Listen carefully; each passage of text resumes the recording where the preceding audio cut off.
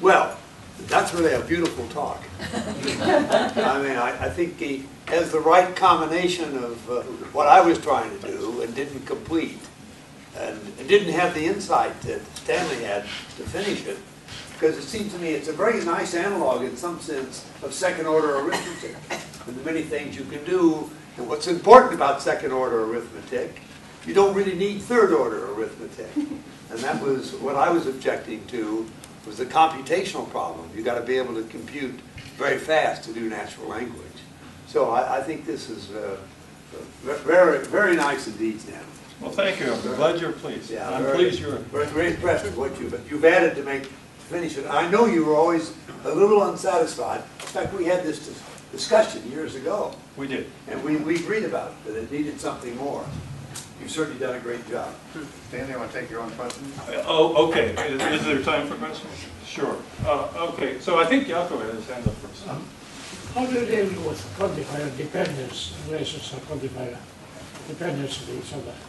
This is a very simple fragment, and within this, we're not attempting to deal with quantifier dependence. That would be another topic, which we could talk about, but not here. Then if the danger varies for you that in order to deal with them you have to give up things like compositionality, and that will affect your own approach. So my suggestion, that, if I may say so, is go back to Frege and see that he didn't do justice to the dependence relations. Even the dependence relations with mathematicians were handling at the time in the arguments.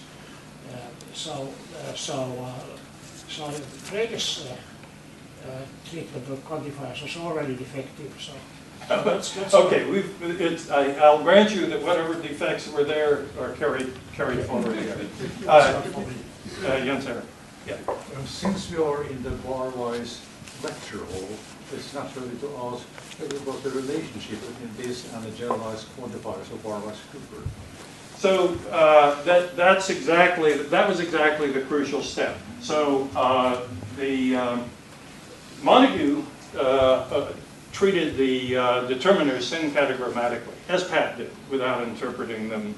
And Barwise and Cooper actually were the ones who showed how you could systematically interpret determiners as first-order relations between sets, second-order relations between sets.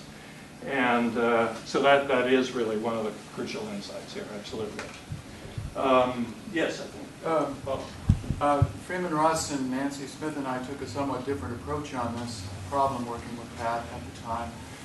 The surface structure syntax, we were dealing with programs as parsed by context-free grammar. We would transform it to a deep structure using a program that would find the noun phrases and so on, and the existential and universal quantifiers, and actually came up with the canonical set theoretical notation on the other end of it. So it was a fairly simple model structure.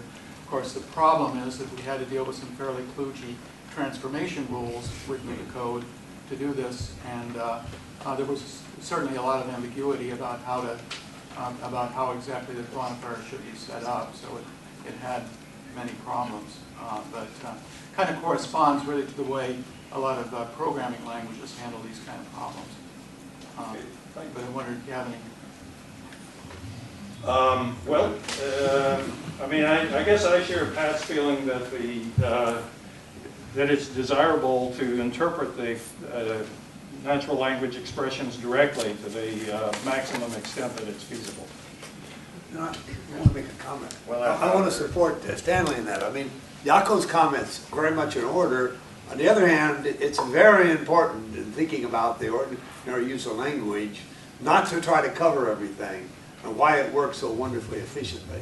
I mean, in many other areas of science, it's like first-order logic about something more complicated. So you need both kinds of theories, but you need computationally very efficient things. I hear the hook Yes. grabbing me by the neck. So I'll be happy to talk to anybody. I guess that's Stanley. So, Michael has a question. You want to ask your Oh, no, I just wanted to quickly ask about most, because, I mean, that's vague, right? I mean, did you just fix some arbitrary cardinality relation? Or? Yes, so when, in any given context, it presumably has some definite relation. But it's a little like, you know, the mathematician's concept In a of much context, greater it has than. a definite meaning in a context? In many contexts, it does. And it's very much like, in many ways, the mathematician's concept of this number being much bigger than that, which is rigorous enough for a lot of mathematics and can be used in interpreting things like I that. proved some theorems that there's no interpretation of most satisfying certain conditions. I'd like to see them. So, moving along here, I just do want to say on What's to be said about most?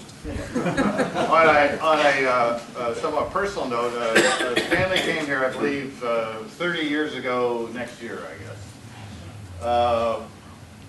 This was made possible by a typically bold move by Pat, who founded CSLI as a part of IMSSS when the university had taken a position that it didn't want any new research institutes. So screw them. Right attitude. So we were able to hire Stanley, John Barwise, John Etchemendy all in one swoop with a grant from the Systems Development Foundation. Barwise went back to Indiana after a few years.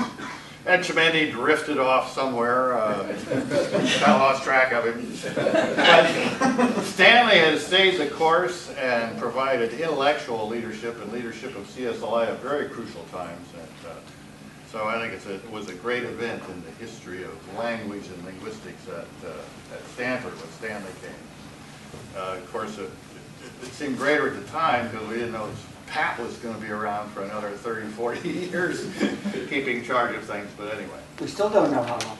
Yeah, who knows, right. So, but, and this is one of many talks I've heard from Stanley that have just seemed to make whole areas of research that were opaque to me, if not exactly transparent, considerably less opaque.